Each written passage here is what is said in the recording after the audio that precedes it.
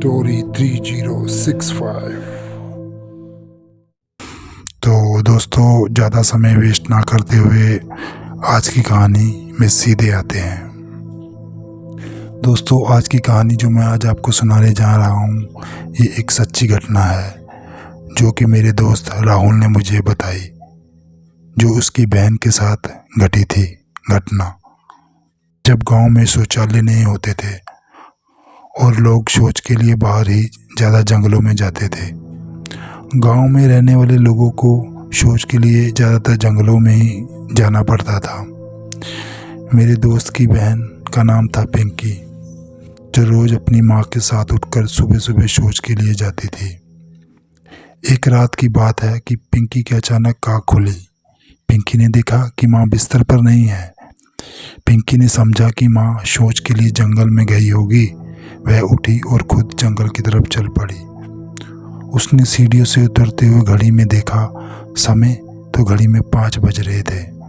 घड़ी को देखते हुए पिंकी कमरे से बाहर निकल गई। पिंकी रास्ते में बड़बड़ाते हुए जा रही थी।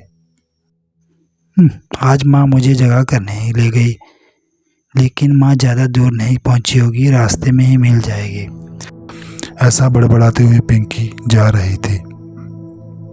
जब पिंकी जंगल में उस जगह पहुंची जहां वह रोज अपनी माँ के साथ जाती थी, तो वहां उसे कोई नहीं दिखा सिवाय खामोशी और डरा देने वाली आवाज़ों के अलावा, जो पास से ही आ रही थी। वैसे तो ये आवाज़ें रोज ही आती थी, लेकिन माँ उससे हमेशा कहती थी, इन आवाज़ों से डरना नहीं। सियार को एक जोर से पत्थर फेंक कर मारो तो ये भाग जाते हैं। पिंकी को पता था कि ये आवाज़ें सियार की हैं, लेकिन आज पिंकी उन आवाज़ों को सुनकर भी डर रही थी। डर के मारे पिंकी की सांस रुक रुक कर आ रही थी। पिंकी जब जैसे ही घर जाने के लिए मुड़ी, तो उसने खेतों में थोड़ी दूर किसी को खड़े सफ़ेद साड़ी में देखा। देखने से लग रहा था मानो कोई औरत हो। उसने दूर से ही उस सफ़ेद कपड़ों वाली औरत को आवाज़ दी। उसने सोचा कि शायद वो उसकी माँ होगी, लेकिन उधर से कोई आवाज़ नहीं आई। पिंकी खेत में थोड़ी और आगे उस औरत की तरफ बढ़ी और फिर आवाज़ दी, माँ, आप है क्या वहाँ? मैं आपसे बहुत गुस्सा हूँ। आज आप मुझे अपने साथ लेकर नहीं आई। पिंकी के इतना कहने के बाद ही वह वहाँ से कोई जवाब नहीं आया। वह माँ का आभास उसकी चूड़ियों से कर लेती थी, लेकिन अब जिन चूड़ियों की आवाज़ उसके कानों में जा रही थी, वह उसकी माँ की चूड़ियों की आवाज़ नहीं थी। ना तो उधर से कोई आवाज़ आ रही थी, ना ही वह आवाज़ उसकी माँ की चूड़ियों की थी। ये सोचकर पिंकी घर वापस जाने लगी। जैसे वह खेतों से बाहर निकली, वह साया उसे उसकी तरफ बढ़ता दिखा। वह देखकर तो जैसे पिंकी की हालत खराब हो गई। वह घर की तरफ भागने लगी। भागते भागते उसने पीछे मुड़कर देखा, तो वह साया अब भी उसका पीछा कर रहा था। जैसे तैसे पिंकी अपने आप को संभालते हुए घर पहुंची। माँ ने देखा, लड़की ऐसे भागती हुई क्यों आ रही है? पिंकी ने माँ से कहा, क्या बात है बेटा, क्यों भाग रही हो?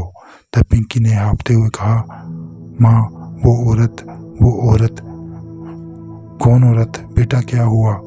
आओ बैठो, पहले सांस लो, तब आराम से बताना क्या बात है। थोड़ी देर बाद सांस लेने के बाद पानी पीकर पिंकी ने माँ को बताया, माँ, आप आज जंगल नहीं गई?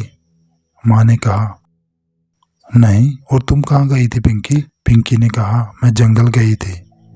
माँ ने कहा, अकेले? नहीं माँ, मैंने सोचा आप आज जल्दी चली गई थी जंगल, इसलिए आपके पीछे पीछे मैं भी चली गई। मुझे नहीं पता था कि आज आप गई ही नहीं। मैंने घड़ी में समय देखा तो 5 बज रहे थे, तो उस समय जाने में कोई डर नहीं लगा।